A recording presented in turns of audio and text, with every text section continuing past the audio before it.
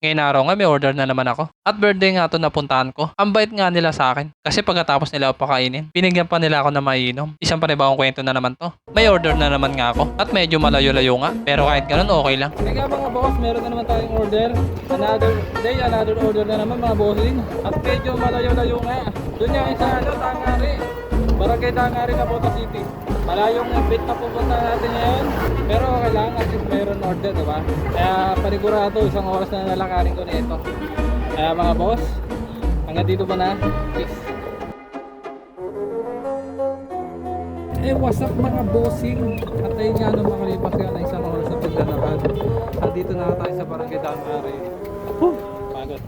Ayan, papunta na ako sa tabing dagat. Kasi doon yung doon yung may event. Mga bossing, let's go! Nakarating na nga ako dito sa Tangari. At nakakatuwa nga yung mga bata dito. Kasi tuwan-tuwa sila yung nakita ko. Hello mga boss, andito na tayo sa ano ba to? Tangari no? Yan, tapos din yung mga bata dito.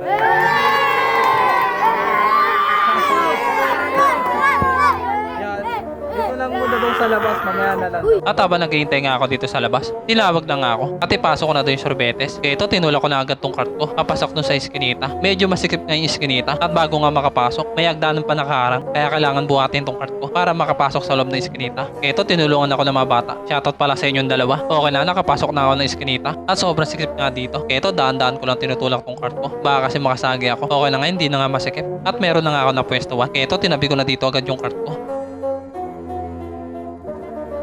Pagtabi ko nga agad ng cart ko, lumapit na nga agad si bossing. At sabi nga niya, mamigay na ako ng sorbetes. Kaya ito, binuksan ko na tong cooler ko para alisin yung takip ng tubo. Okay na, naalis ko na nga. Kaya binalik ko na yung takip ng cooler. At nagsimula na ako kumuha ng apa. Nakakuha na nga ako ng apa. Kaya ito, binuksan ko na tong cart ko. At nagsimula na ako magtakal ng sorbetes. At tuloy-tuloy nga ako sa pamimigay.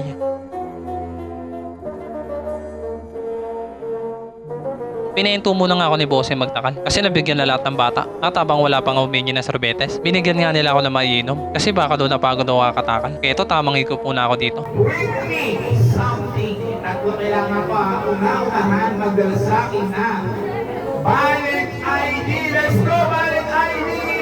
Simula na nga rin magpalaro yung clown at tatawag ka sa palaro na to ay Bring Me Something. Katulad ng palaro ko sa mga bata, sikat na sikat talaga yung palaro na to. Kahit sa birthday yan, makikita mo to. At habang nanonood nga ako sa palaro ng clown, eto naman ako tamang higop lang. At nakakaliw nga silang panoodin. Kaya eto, kahit di ako kasali, sumasaya ako. At habang nakatambay nga ako dito, meron nga bigla lumapit sa akin. At tinabutan nga ako ng pagkain. Kaya eto, tuwan-tuwa na naman ako kasi makakain na naman ako ng libre. At eto nga, sarap nga ng ulam nila. Kaya hindi ko na agad pinatagal. Kumain na agad ako. Paano kasi nagugutom na rin ako. Napagod kasi ako kakalakad. At alas 3 na rin naman ng hapon. At eto na lang may merendahin ko. At para mamaya may lakas ako kapag nagtakal na ulit ako ng sorbetes. At etong yung flavor na in-order nila. Chocolate nga to saka strawberry. At ang kasama nga nito, 100 pieces na wafer cone. At 103 ounce na cup. Tapos na nga magpalaro yung clown. Kaya ito nagsimula na ipamigay yung mga pagkain sa mga bata. Isa-isa na nga nila kinuha para ipamigay na sa mga bata. At makakain na yung mga bata. At habang nanonood nga lang sa kanila, inabutan na nga rin nila ako ng pagkain. Okay, ito may pasalubong na ako sa pamilya ko. Sinabihan na nga ako na mamigay na ako ng sorbetes. Kaya ito binuksan ko na agad tong cart ko. At kumuha na ako ng mga cup. Okay na, nakakuha na nga ako. Kaya nagsimula na ako magtakal ng sorbetes.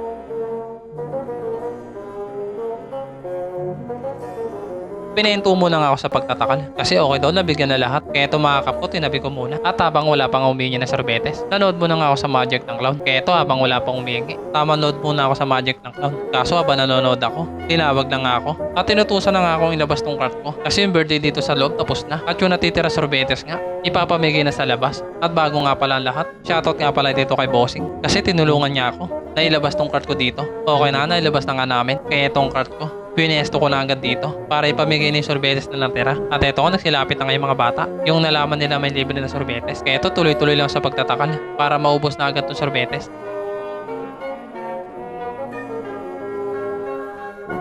Nakalipas nga na isang oras na pagtatakal. Sa wakas nga naubos na. At hindi na rin nga ako nagtagal dito. Umalis na rin agad ako para makauwi na.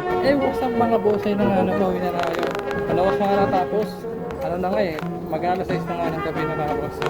At bago nga pala lahat, happy birthday nga pala sa anak ni Ma'am at ni Bossing yan.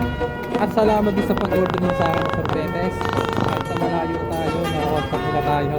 Kaya sa mga may birthday dyan, o anong okasyon, PM nyo lang ako boss. PM nyo lang ako sa mga gusto ng ice cream yan. Order kayo sa akin. Kaya paano mga boss, hanggang dito na lang. Peace. Salamat.